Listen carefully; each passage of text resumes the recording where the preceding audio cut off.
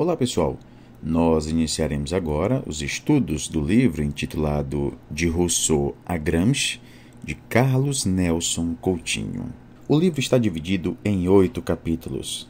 Nós vamos dedicar aqui uma aula para cada capítulo. Este livro nos traz ensaios que pretendem tratar de temas de teoria política. É importante destacar que há uma diferença essencial entre teoria política e a chamada ciência política.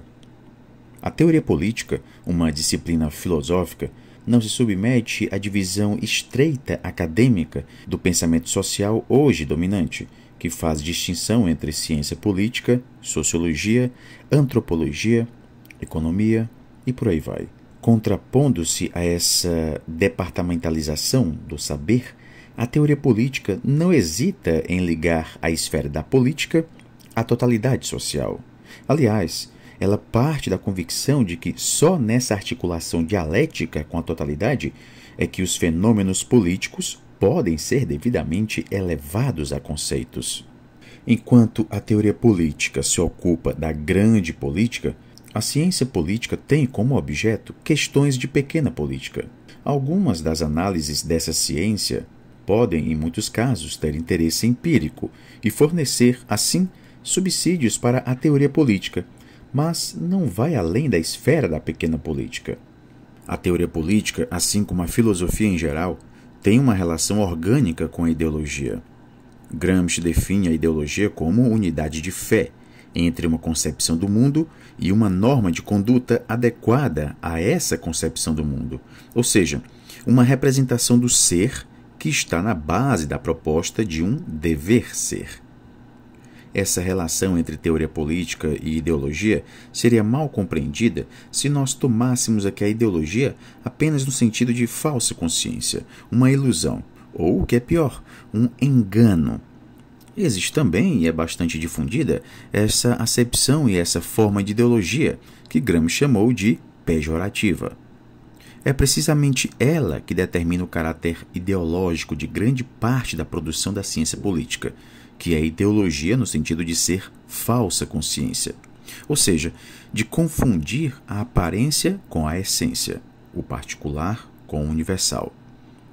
Ao contrário, na definição de Gramsci, independentemente de ser verdadeira ou não do ponto de vista científico, uma teoria se torna ideologia quando se apodera das massas, quando se torna estímulo para uma ação efetiva no mundo real. É nesse sentido que a teoria política se articula com a ideologia. Os grandes teóricos da política não se limitam a interpretar o mundo, mas todos eles formulam, de maneira implícita ou explícita, uma proposta de conservar esse mundo, ou mesmo de transformá-lo. A depender do ponto de vista de classe que adotam e do contexto histórico em que atua essa classe, suas formulações teóricas podem se aproximar mais ou menos de uma reprodução fiel do ser social. No entanto, em todos eles, essa reprodução está ligada a uma proposta de intervir na realidade. Pois bem, nesta primeira aula nós vamos abordar aqui o primeiro capítulo da primeira parte. A primeira parte intitulada Contribuições à História da Teoria Política. E no primeiro capítulo nós vamos ver a crítica e utopia em Rousseau. O objetivo aqui desta aula é argumentar em favor de uma unidade no plano específico do pensamento de Rousseau, que é justamente o de sua filosofia política. Para isso, nós vamos abordar aqui 2 obras muito importantes. Discurso sobre a origem e os fundamentos da desigualdade entre os homens e sobre o contrato social. Há quem diga que esses 2 textos de Rousseau parecem contraditórios, mas o que se propõe aqui é uma análise adequada dos conceitos essenciais do contrato, que implica uma compreensão prévia da problemática que é desenvolvida no discurso. O contrato social deve ser lido como uma proposta no nível normativo do dever ser, uma proposta de uma formação social e política alternativa àquela sociedade que aparece justamente no discurso, sociedade sendo fruto de uma análise que se situa no nível do ser. É justamente porque discorda profundamente do ser da desigualdade e da opressão, por ele indicado como a sociedade civil de seu tempo, é que Rousseau propõe o dever ser de uma formação social na qual liberdade e igualdade se articulem de forma indissociável. A crítica do presente se completa assim com a proposição de uma utopia alternativa. No discurso, nós temos aqui a expressão da desigualdade e origem de um Estado posto a serviço dos ricos. No contrato, aparece a figura de um pacto legítimo, gerador de uma sociedade igualitária e base de uma ordem política fundada na predominância do interesse comum. Uma leitura superficial do prefácio do discurso poderia nos dar aqui uma falsa impressão de que o ponto de partida antropológico-filosófico de Rousseau é o mesmo ponto de partida de Hobbes e Locke, que é justamente o individualismo. De fato, para os principais pensadores desse período histórico, que se inicia com o Renascimento e vai até o século XVIII, a sociedade aparece não como um pressuposto, como era o caso na concepção aristotélica do zoon politikon, o animal político, e como voltaria a ser em Hegel e Marx. Mas em Rousseau o que nós temos é um resultado, ou seja, o fruto de um processo que tem como ponto de partida e fundamento permanente a existência de indivíduos ontologicamente isolados. Em Rousseau, provavelmente também sob a influência de Montesquieu, a concepção do indivíduo é distinta. Para Rousseau, as determinações essenciais do homem enquanto homem não são atributos naturais, pré-sociais, mas, como nós vamos ver a seguir, resultam precisamente do processo de socialização. Além disso, para Rousseau, a estipulação do contrato social não tem como meta a conservação de um mundo de indivíduos privados, garantidos por uma esfera pública especializada e separada, como existe em Hobbes e em Locke. Muito pelo contrário, é algo que reorganiza a própria forma de articulação entre o público e o privado, de modo que a sociabilidade se torne um elemento constitutivo imanente ao próprio indivíduo. Rousseau foi certamente marcado pelo pensamento de seu tempo, já que, como os justnaturalistas, ele toma como ponto de partida de sua análise um estado de natureza anterior à formação da sociedade. Isso significa, evidentemente, que esse estado de natureza tem de ser definido com base em características supostamente naturais ou pré-sociais dos indivíduos que compõem. Para Rousseau, o importante é mostrar que esse indivíduo natural não é de modo algum o lobo de seu semelhante. Não é um ser que se oriente exclusivamente conforme interesses egoístas. Muito pelo contrário, é um ser que dispõe de dois princípios anteriores à razão, um dos quais interessa profundamente ao nosso bem-estar e à nossa conservação, e o outro que inspira uma repugnância natural por ver perecer ou sofrer qualquer ser sensível. O indivíduo natural de Rousseau se abre, através da piedade, para a sociabilidade, para a participação no gênero humano. O traço que distingue de maneira mais aguda a antropologia de Rousseau daquela de Hobbes e Locke é uma compreensão profundamente dinâmica do homem. Esse dinamismo aparece já no nível biológico, na medida em que Rousseau atribui ao homem um polimorfismo do próprio instinto. Se cada espécie possui apenas o seu próprio instinto, o homem, não tendo talvez nenhum que lhe pertença exclusivamente, apropria-se de todos. Mas é com o processo de socialização que tal dinamismo se revela plenamente. Esse processo, ao retirar o homem do seu isolamento no estado natural e torná-lo dependente dos outros homens, transforma esse homem radicalmente, atualizando a sua essência, que existia apenas em potência no período pré-social. Por meio da atividade, do trabalho coletivo, o homem que se socializa vai adquirindo não apenas novas determinações, que não possuía no estado de natureza, mas, ao mesmo tempo, articula de modo diverso a sua gama instintual polimórfica. Tanto no contrato social como no Emílio, Rousseau afirma sua crença na possibilidade de transformação do homem, ou seja, em sua perfectibilidade, que resultaria precisamente dessa sua plasticidade, a transformação que ele coloca de maneira explícita como condição para o êxito da sociedade livre e igualitária, que é proposta no contrato social. Tudo isso significa que Rousseau, ainda sob a inspiração de Montesquieu, foi o primeiro a introduzir a dimensão da historicidade no cerne da problemática contratualista.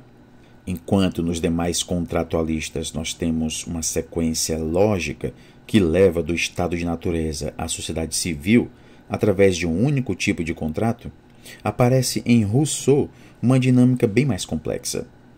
Depois do estado natural e antes do contrato, ocorre um longo processo histórico de socialização, através do qual o desenvolvimento das forças produtivas gera várias formações sociais, preparando assim as condições de possibilidade para dois diferentes tipos alternativos de contrato.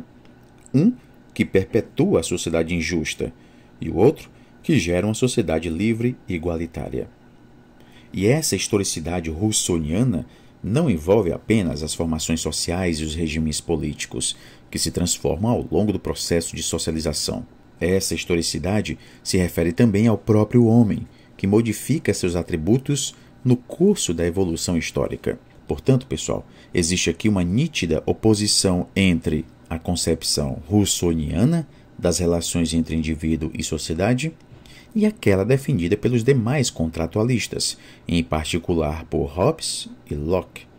Rousseau não só define o ser do seu indivíduo natural mediante características bastante diversas daquelas usadas pelos dois pensadores ingleses, mas atribui também ao homem um dinamismo histórico e uma potencialidade de transformação que estão inteiramente ausentes neles. As reflexões filosóficas de Rousseau antecipam em muitos pontos a ontologia do ser social de Hegel e, sobretudo, de Marx. O homem, enquanto tal, é produto de seu próprio trabalho, de sua história, de sua praxis social. Embora Rousseau pareça deplorar o processo histórico de socialização, é inegável que ele lhe atribui um decisivo papel ontológico genético na construção do ser humano, tanto no nível individual como no plano da espécie, pondo fim ao isolamento do indivíduo natural, multiplicando as necessidades humanas e gerando ao mesmo tempo a faculdade de satisfazer essas necessidades, ampliando a produtividade do trabalho por meio de sua crescente divisão e especialização. O processo de socialização é a causa material e eficiente que faz o homem passar de potência a ato. Rousseau afirma até mesmo que a distinção específica entre o homem e o animal não é tanto o entendimento quanto a qualidade de agente livre possuída pelo homem. Embora se aproxime dos justnaturalistas nessa concepção não social da gênese da liberdade, Rousseau volta a antecipar Hegel e Marx quando ele define suas características ou atributos ontológicos. Para os liberais em geral, liberdade é a capacidade de satisfazer os próprios interesses individuais nos limites do respeito aos interesses igualmente individuais dos outros. Em Rousseau, ao contrário, a liberdade adquire uma dimensão nitidamente social e histórica. Não só é entendida como autonomia, e nesse sentido é liberdade positiva, mas também é algo que se articula ontologicamente com o caráter dinâmico do homem, com sua plasticidade histórica, ou, como diria o próprio Rousseau, com sua perfectibilidade. A liberdade rousseauiana, ainda que tenha uma gênese natural, atualiza-se através da praxis social, se manifestando mais como um processo do que como um estado. Rousseau também foi um implacável crítico do progresso e do processo de socialização em que esse progresso até então se havia expressado. Essa crítica resulta do exame da sociedade civil de seu tempo, na qual a desigualdade atingiu um ponto intolerável. No entanto, uma leitura mais atenta vai revelar que Rousseau não é um crítico do progresso em si ou da socialização em si.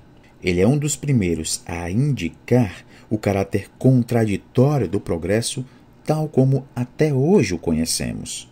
Ele diz: como foi possível que o aperfeiçoamento da razão humana tenha levado a deteriorar a espécie, a fazer com que um ser se tornasse malvado ao se converter em ser social.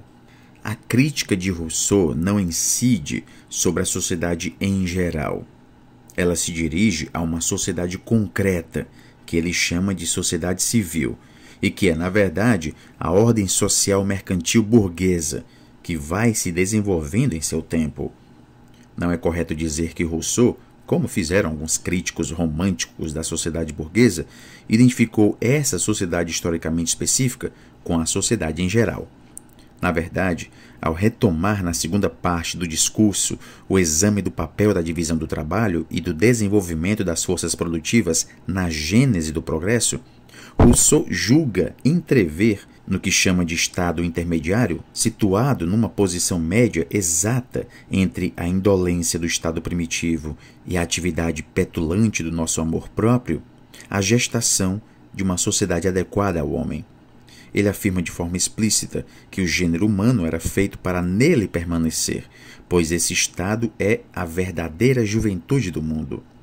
E logo depois, ele afirma de maneira taxativa que todos os progressos posteriores foram, aparentemente, passos para a perdição do indivíduo e, efetivamente, para a decrepitude da espécie. Podemos perceber aqui claramente uma aparência pessimista em seu texto.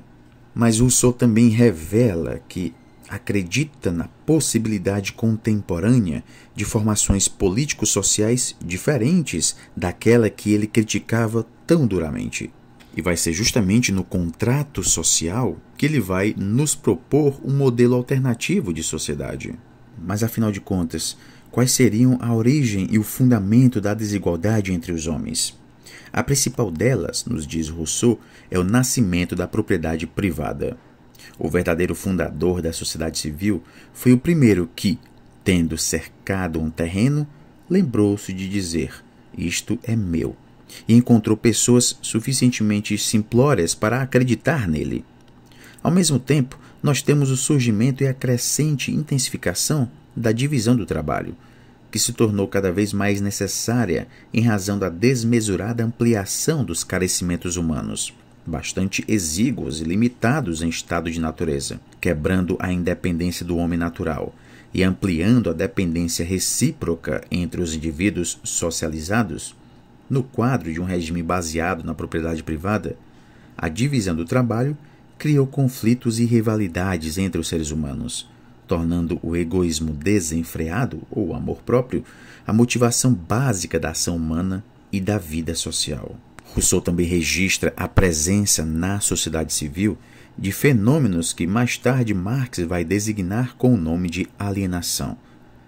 As objetivações criadas pelos homens sociais, reciprocamente dependentes, não são mais apropriadas de modo autônomo por seus criadores, produzindo-se assim um antagonismo entre a essência social objetiva da humanidade e a existência singular de cada indivíduo. Ser e parecer se tornaram coisas totalmente diferentes. É importante destacar que o que Rousseau critica não é tanto o fato de que os homens dependam uns dos outros para satisfazer os seus carecimentos, mas sim o modo peculiar como se dá essa dependência, ou seja, nos quadros da propriedade privada e da divisão do trabalho, o que, segundo ele, leva à perda da autonomia e, consequentemente, da independência e da liberdade dos indivíduos. No contrato social, a proposta apresentada será precisamente a de construir uma sociedade na qual os indivíduos, conservando todas as vantagens decorrentes da colaboração social, reconquistem aqui a independência perdida que antes haviam desfrutado no estado de natureza. Rousseau foi, em pontos essenciais de sua reflexão, um precursor de Marx.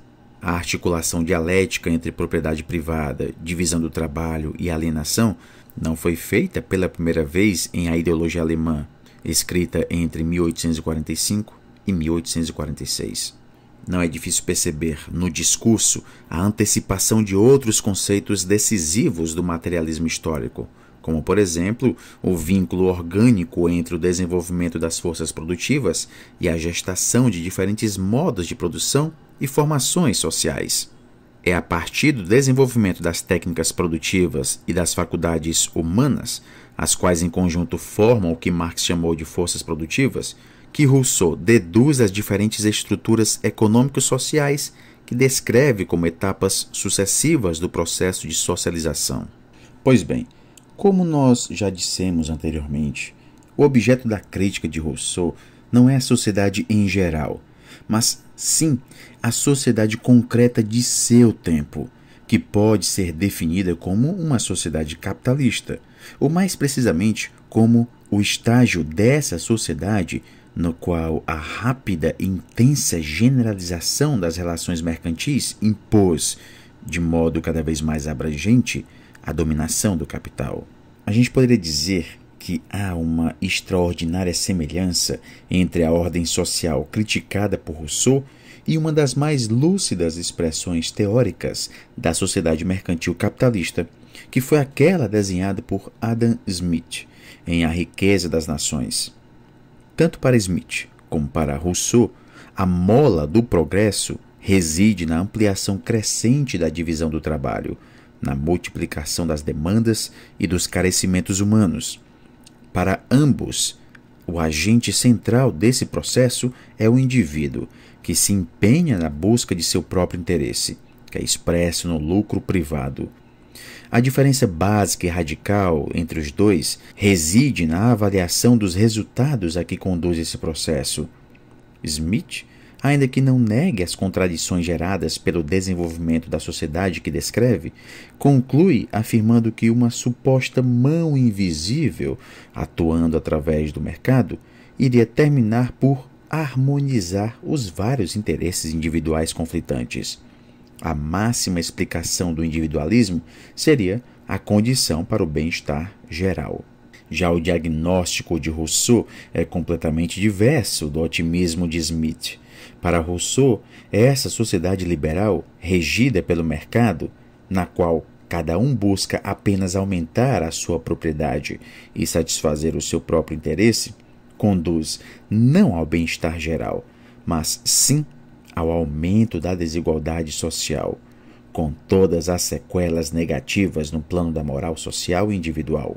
Agora, em sua crítica ao capitalismo, Rousseau não se apoia e nem poderia, dado o contexto histórico em que viveu, ele não se apoia no ponto de vista da classe trabalhadora moderna, do proletariado.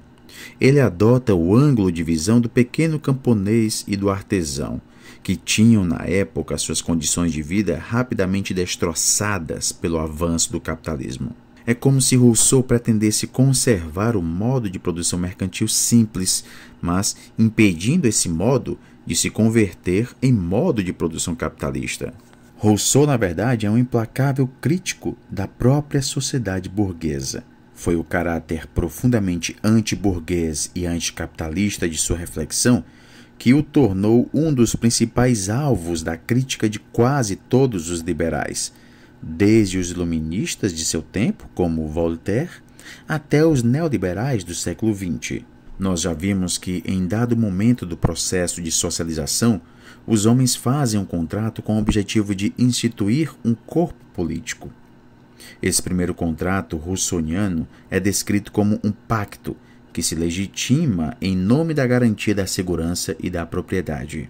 A condição anterior ao contrato é descrita como o horror de uma situação que armava todos uns contra os outros, que tornava suas posses tão onerosas quanto as necessidades, e na qual ninguém se encontrava seguro, fosse na pobreza ou na riqueza.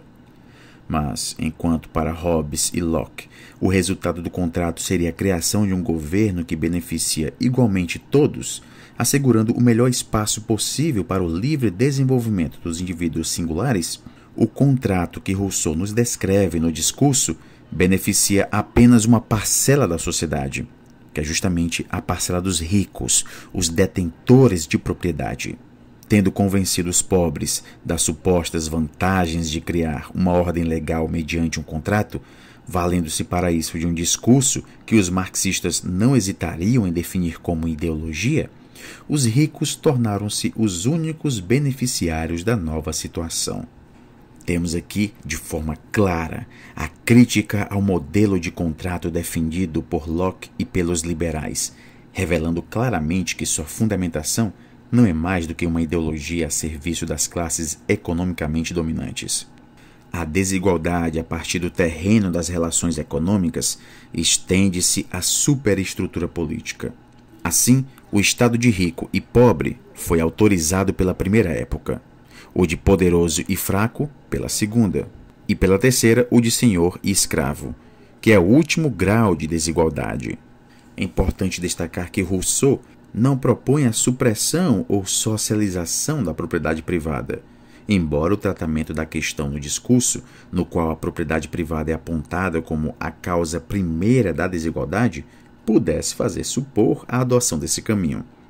Ainda que tenha sido possível a construção de propostas socialistas ou comunistas a partir da teoria de Rousseau, baseadas tanto em sua crítica do presente quanto em sua utopia igualitária, não existe em sua obra nenhum traço de socialismo ou coletivismo no que diz respeito à questão da propriedade. O grande mérito de Rousseau, no que se refere à construção da teoria democrática, é precisamente o de ter colocado a seguinte problemática: a democracia implica a gestação de uma vontade geral, o que pressupõe um consenso tanto sobre os conteúdos como sobre os procedimentos. No entanto, a mesma justeza não pode ser atribuída a todas as soluções que ele formula no contrato, sobretudo no que se refere à determinação do modo pelo qual se opera a gênese da vontade geral. Rousseau se torna vulnerável às críticas que o jovem Marx dirige ao que chama de emancipação meramente política. Essa emancipação é insuficiente, diz Marx, por não ser capaz de superar a divisão interna do homem entre cidadão e burguês. Rousseau, ainda que critique radicalmente os efeitos do mercado em sua fase capitalista, não foi capaz, no fim das contas, de transcender o horizonte da propriedade privada, do homem civil, do burguês. É indiscutível que, ao contrário dos liberais, Rousseau prioriza enfaticamente o cidadão em relação ao burguês, ou o público em relação ao privado. Mas isso não evita nem o anacronismo do modelo econômico-social que defende, nem o caráter, em última instância, utópico de sua proposta democrática. De qualquer forma, não é possível elaborar uma teoria da democracia adequada ao nosso tempo sem um profundo diálogo com a herança de Jean-Jacques Rousseau. E nós finalizamos aqui esta aula. Bons estudos a todos e até a próxima.